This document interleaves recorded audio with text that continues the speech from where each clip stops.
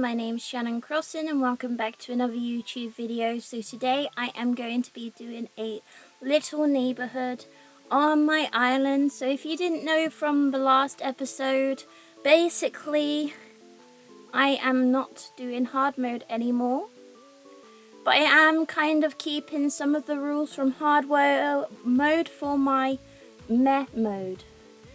So basically I'm going to be still kicking out villagers. So I'm still just going to have whichever villagers come onto my island. I'm still going to try and take the campsite villager. But if it takes me so long to get the campsite villager, then I'm not going to bother. If it takes me ages to try and guess the game, then I'm like, no, not worth it. But yeah. And also I am not going to be using any like Nintendo Online stuff at the moment because I'm not doing hard mode, so I won't be doing the Sunday market, so there's not really much use for me using Nintendo Online except for when I visit people's islands for inspiration. That's a bit different for like you know, dream addresses, you know. But yeah, here's me making the neighborhood. I kind of made the neighborhood and the museum kind of like all together because I didn't want just to make an individual build for the museum. So it's kind of like the museum is a part of the neighborhood. You could also say it's kind of like a town hall. I know residential services is supposed to be a town hall, but that could be like the town hall for that neighborhood. Now I can't really tell you who lives there because they move out all the time, and I think it's really good when it comes to not always fussing about which villagers go on your island.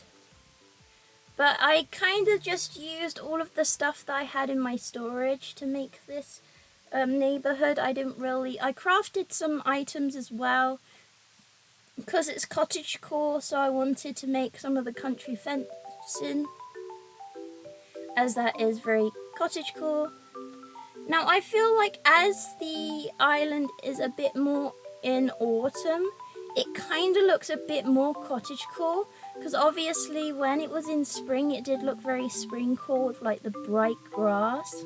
But I feel like now it does look a bit more cottagecore, which is good. Because that's what I wanted it to look like. I've never really done a cottagecore island before. I do want to add some mushrooms, but I can't remember when the mushrooms start. So I'll have to Google that, and I do allow myself to time travel. Especially as when it came to doing hard mode, sometimes I got very limited as to what I could do because I had to wait. And I mean, in the future I am thinking about doing a 30-day island, kind of like Froggy Crossing has done and is doing now, and also Oleta as well. If you don't know who they are, you probably know Froggy Crossing, but if you don't know Oleta, I think I'm pronouncing her name right, or is it Oleta or Otella? Basically, you should follow them. They will be in my description, so if you do want to follow Oleta, then do. But yeah, I'm kind of thinking about doing a 30-day island after my tropical island that I plan on doing. How long my tropical island takes for me to do a 30-day island. But here I am doing some more of the pathing. And then I didn't really want that to be a different colour, so then I changed it after I planted all of the carrots. I wanted this to be cottagecore but also have some like farms to it as well, because if it is, or it was hard mode, then I was using farms quite a bit in order to get money, in order to get bells. Now I'm basically just selling to like whatever to whoever. Because it used to be you have to sell like weeds to Leaf and fish to CJ and bugs to Flick and just my storage, and I wanted to sell stuff so that I could update my bridges and my inclines, but you will be able to see soon in one of my videos. Also, I don't hurry that one back up. But anyways, basically in one of my videos, I might have reached a lovely star on my island. So yeah, I'll be doing my entrance soon, which I know it's a bit weird doing your entrance near the end of the island, but I needed to use my entrance for the Sunday markets. So also I've got two eagles at the moment, Celia and Quinn.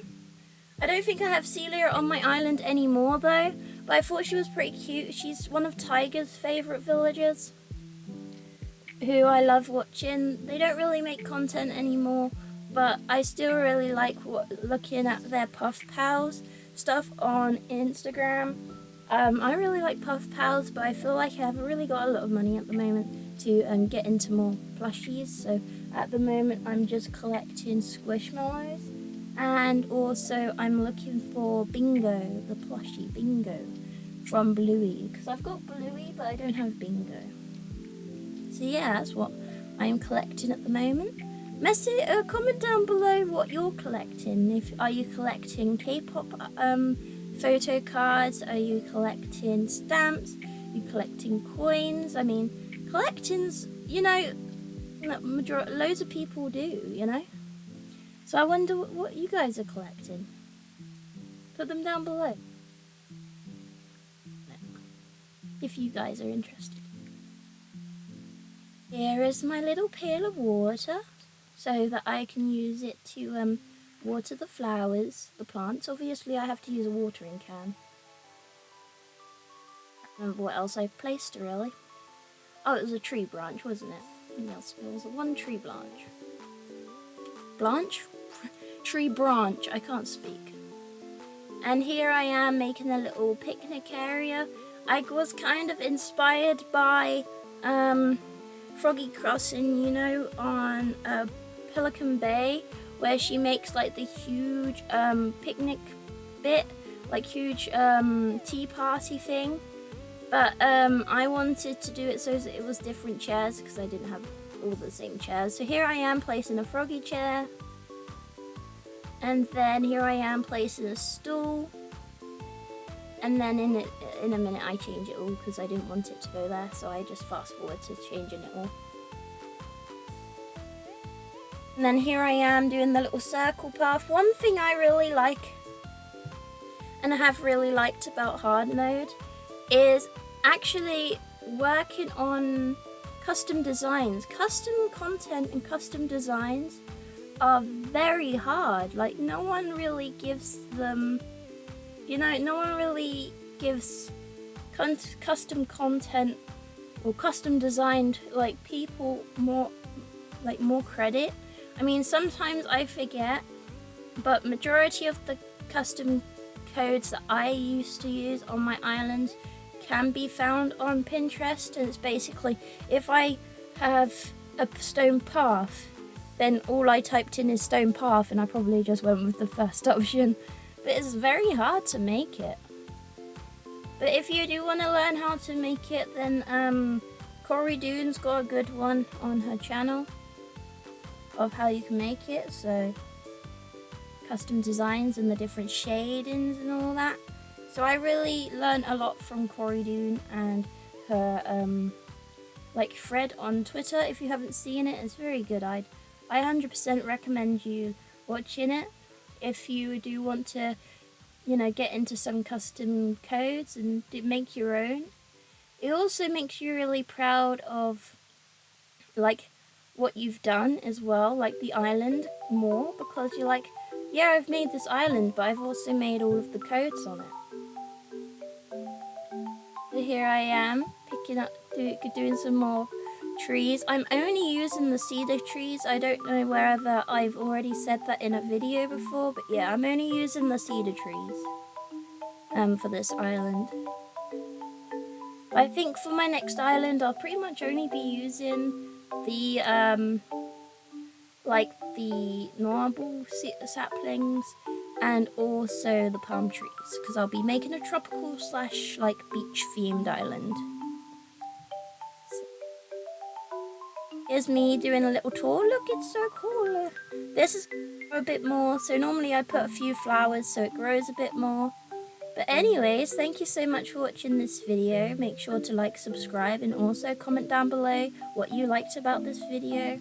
Sadly, I will be, not doing hard mode anymore, but that is fine. Okay, bye, Shanlings. Bye.